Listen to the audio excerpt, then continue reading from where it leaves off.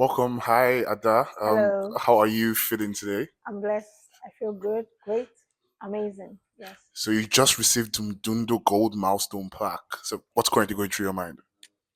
I didn't see it coming.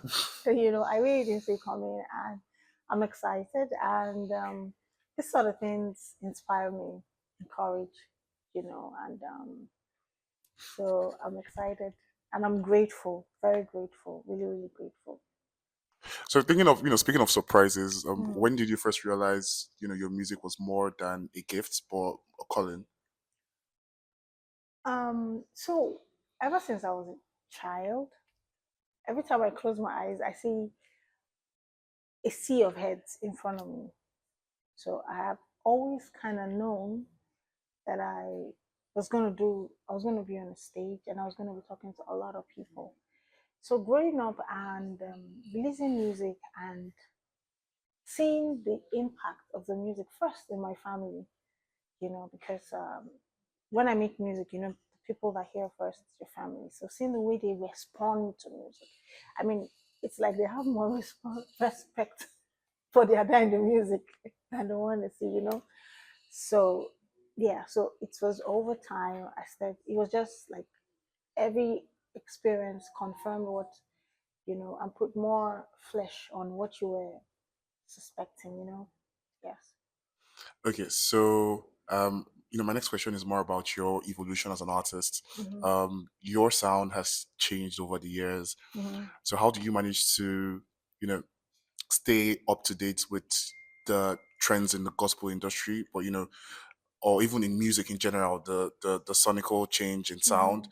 but still manage to stay rooted in your calling? Like, how do you balance the need to stay relevant in the game, Yeah. but stay true to yourself? Yeah. So yeah, the message has always been Jesus, and the Bible says Jesus the same yesterday, and forever. But sound changes. And of course there's I think the biggest struggle we have as creatives is the struggle of making what I like, making what is necessary, or what can translate to more people. So because everyone has a bias, there are sounds that you like. So but then realizing, coming to the point, as you grow, you mature, you realize that it's not about you, it's about the people you've been sent to. So as times change, you put in an effort to evolve with the time, though the message is consistent. Yes. Okay. So this part is for the people who have, which I'm sure is difficult, but people who have not heard about Ada Ehi Hmm. before. If we were to introduce them to Ada Ehi, what song would you want them to start with and why? I overcame. Yes, I would like them to start because that's the message of the gospel. You know, so right now, these days of social media culture, you have people first. You are introduced to a personality before you realize what is driving the person. So when you're introduced to that song, it's about a declaration of firm faith in the finished work. So I hope it gets you asking more about where that kind of courage, where that kind of strength comes from. That's the gospel of Christ. Yes. Wonderful. Now, the next question is, what advice would you give to a young gospel artist who's just starting out?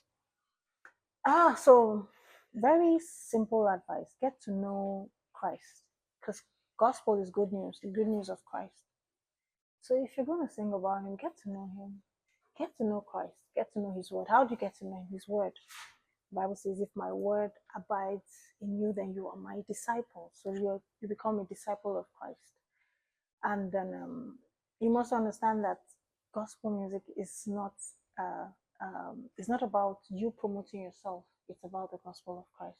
So you have to draw that fine line, right? So when you look at, there are different kinds of sounds, genres, and the message. So what makes gospel music is Christ. It's not you promoting yourself in the cover of under the cover of Christian music. So get to know the person you want to represent so that you can communicate him in a fresh and unique way, beautifully to the world.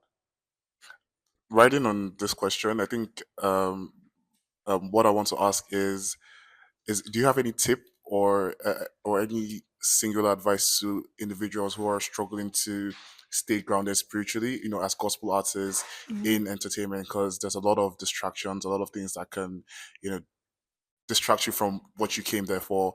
Is there any tip that you've used over the years that just helped you remain true Mhm. to what you do? So, like I said, the Bible, Christ was saying, "Abide in me."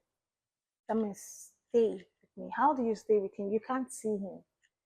You can't touch him. He's not here. You just hear about him. It's through the word. He is the word. So, and when you find that you struggle with your faith, you find if you are honest with yourself, you do an assessment, you see that you haven't been fellowshipping with the word. So the word is beyond the book that you read. So my advice to you would be the same thing I was saying, from the initial question. Get to know the one that has sent you. And don't do it because you want to sing for him. Know his word. And to know his word, like the Bible says in John 8:31 and 32, you shall know the truth, and the truth will make you free. So the reason why you don't know the truth is because you haven't studied. So study, build a relationship with the word. That's the staying power. That's the staying power because it's Christ. He is the firm foundation and he's the anchor for life. So Okay.